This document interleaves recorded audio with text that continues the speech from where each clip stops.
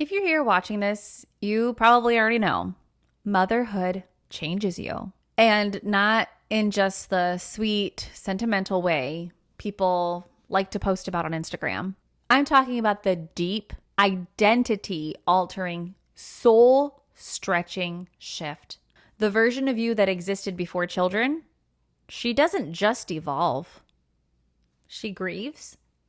She crumbles. She fights to rebuild.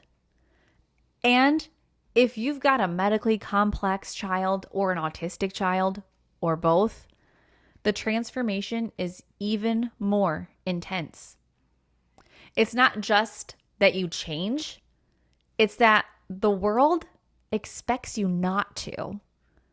So today, I want to talk about why that happens, what actually changes in the mother's brain, her identity, her relationships, and why this shift is so hard, especially when society wants you to just bounce back.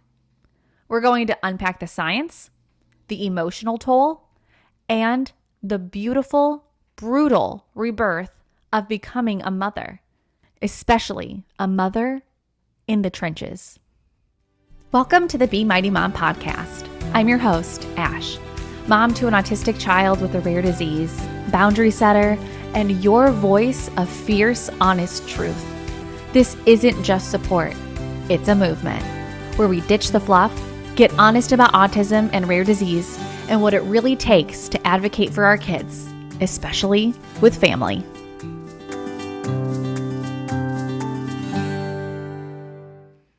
Let's start with the brain. Did you know motherhood literally rewires your brain? A groundbreaking study published in Nature Neuroscience in 2016 showed that pregnancy causes long-lasting changes in the structure of a mother's brain, particularly in areas linked to social cognition, empathy, and threat detection. But what does that mean? It means your brain is literally sculpted to prioritize your child. Your amygdala, the part responsible for fear or alertness, becomes hypersensitive. Your empathy circuits light up more easily. And your hippocampus, which is crucial for memory and learning, actually shrinks temporarily to allow more efficient functioning. This isn't a metaphor. You just don't feel different. You are different. This is why you wake up at the sound of your baby's sigh, why you get the gut feeling when something is wrong, why it's so hard to turn off, even when someone else is technically watching your kids. Now, stack autism or medical complexity on top of that. Your brain doesn't just rewire for care. It rewires for hypervigilance. Because now you're not just worrying about whether your baby is hungry. You're watching for signs of a seizure. You're remembering the list of 13 foods they can safely eat. You're memorizing dosages, inhaler frequencies, EpiPen instructions, and sensory triggers. This is not regular motherhood. It's parenthood in survival mode. If you ever wished your family just understood autism a little bit better, this is for you. I created a free resource called Dear Family, a compassionate guide to helping loved ones understand autism. It's simple, kind, and packed with what most people never get taught, like how autism is a neurotype, not a behavior problem, and how to have better conversations with family who might not get it yet. You can download it for free right now at BeMightyMom.com/resources. That's BeMightyMom.com/resources. It's time to stop explaining everything alone and start getting the support you deserve. Now, let's talk about something more emotional. Your identity. Becoming a mother forces you to reckon with who you were and who you are now.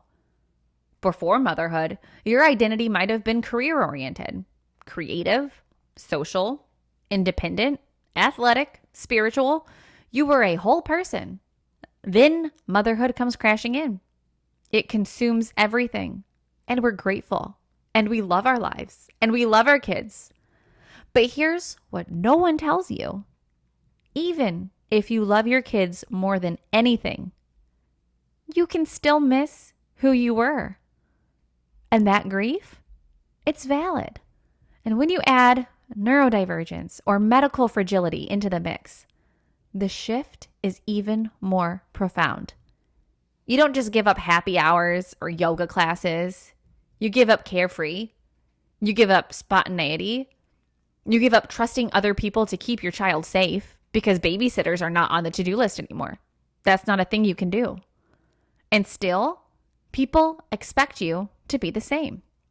They say, you're still you, but you're not. You've become someone new.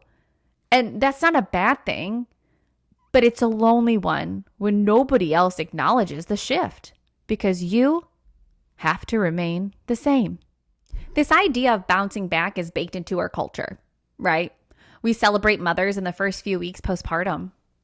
People bring meals, they offer help, but after that, the world wants you to be thin again.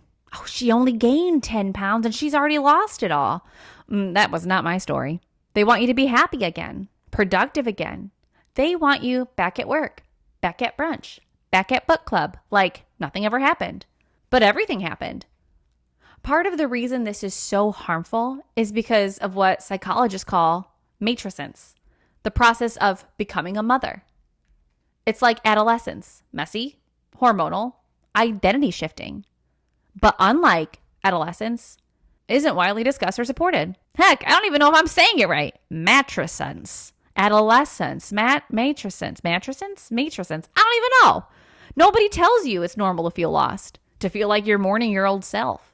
Now, when you're raising an autistic child or one with a rare disease, that timeline never ends. You don't bounce back because you don't get a break. You're managing doctor's appointments, meetings, insurance battles, behavioral therapy, feeding tubes, mobility aids, public meltdowns, medical gaslighting, and deep, raw fear. That's not a season. That's a life. And yet, the world still asks, why are you so tired? Why aren't you the same? As if love makes you invincible. Let's talk about friendships and marriage. Motherhood can fracture relationships that once felt easy. Friends who don't have kids or don't have kids like yours can feel impossibly far away. They ask, why don't you get a babysitter? They don't understand that your child doesn't just need a babysitter. They need trust. They need you or someone trained like a nurse, a therapist, a sensory expert. And even then, you're terrified. And then there's marriage.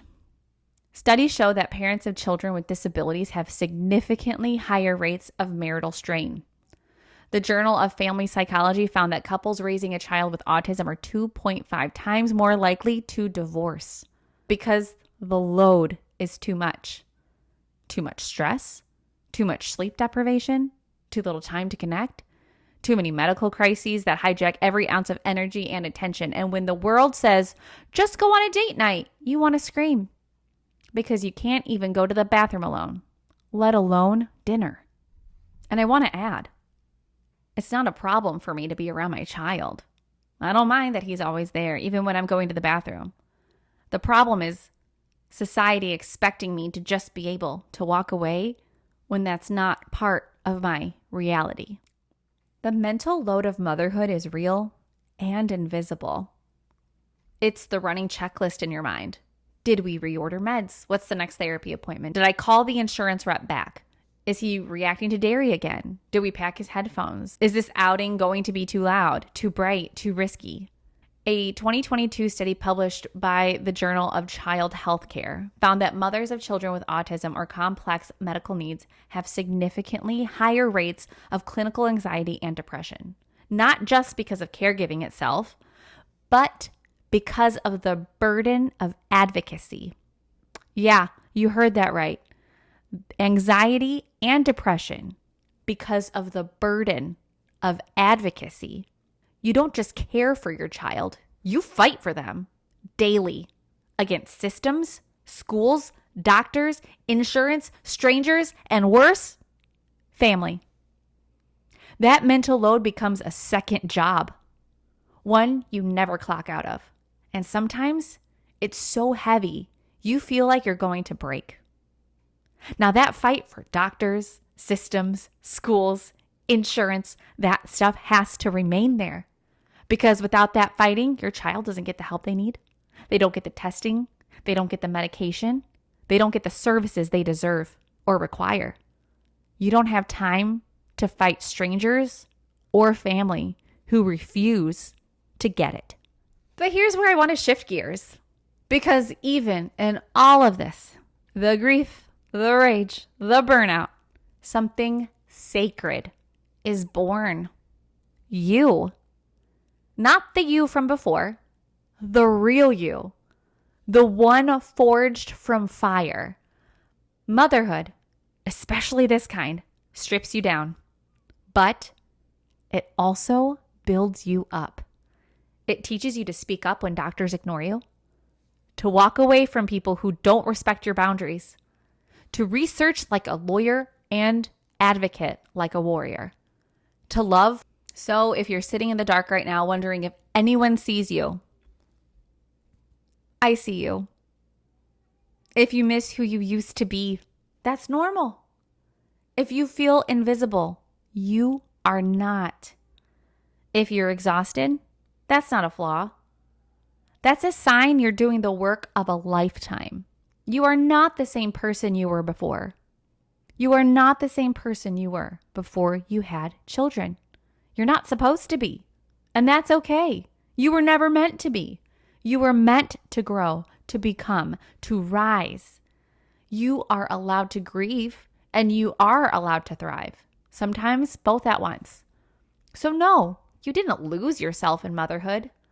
You just met the real version of who you were always supposed to become. And her, she's pretty incredible.